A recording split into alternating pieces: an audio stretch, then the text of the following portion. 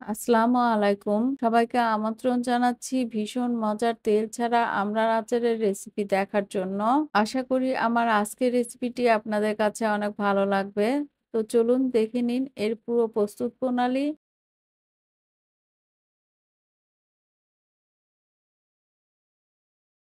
এখানে প্রায় ১ কেজি মতো আমড়া আছে। আমড়াগুলো ধুয়ে ছিলে নিয়েছি। এখন প্রতিটা আমড়ায় চাকু দিয়ে দাগ কেটে দিচ্ছি।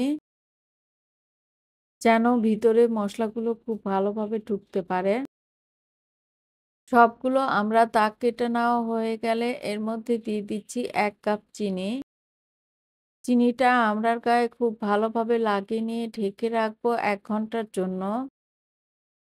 ১ ঘন্টা পর চিনি গলে পানি বের হয়েছে। এই পানিতে এখন আমড়াগুলো সিদ্ধ করে নিব। আমড়ার হাঁড়িটা চুলায় দিয়ে এর মধ্যে দিয়ে দিচ্ছি ১ চা চামচ লবণ, দিচ্ছি ১/২ চা চামচ হলুদ গুঁড়ো। লবণ আর হলুদ আমড়ার সাথে খুব ভালোভাবে নেড়ে মিশিয়ে নিচ্ছি। এবার ঢেকে দিচ্ছি, অপেক্ষা করব আমড়াগুলো সিদ্ধ হওয়া পর্যন্ত। তবে অবশ্যই ঢাকনাটা খুলে মাঝে, মাঝে নেড়ে দিতে হবে। আমি চেক করে দেখেছি আমড়াগুলো খুব ভালোভাবে সিদ্ধ হয়ে গিয়েছে। আর চিনির শিরাটা অনেকটা আঠালো হয়ে এসেছে। এখন এর মধ্যে দিয়ে দিচ্ছি ২ টেবিল চামচ সিরকা বা ভিনেগার। এটা হতে থাক, আরেকটা চুলায় আমি এর মধ্যে দেওয়ার জন্য কিছু শুকনো মসলা ভেজে নিব।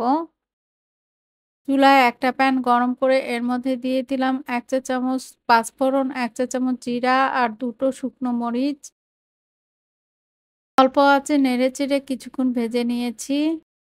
এটা এখন চুলা থেকে নামিয়ে সামান্য ঠান্ডা করে গুঁড়ো করে নিব। এবার এর মধ্যে দিয়ে দিচ্ছি গুঁড়ো করে নেওয়া সম্পূর্ণ মসলা।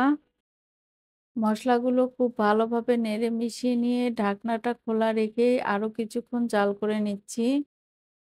যখন এরকম অল্প, অল্প শিরা থাকবে তখন চুলাটা বন্ধ করে নামিয়ে নিচ্ছি। এই আচারটা বাইরে ১ সপ্তাহের মতো ভালো থাকবে, ফ্রিজে ১ মাসের মতো ভালো থাকবে।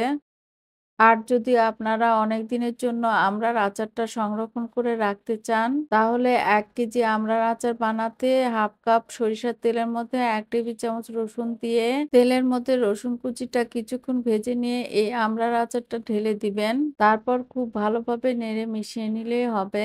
আশা করি আমার আজকের রেসিপিটি আপনাদের কাছে অনেক ভালো লেগেছে। সবাই ভালো থাকবেন। আজ এই পর্যন্তই। আল্লাহ হাফেজ।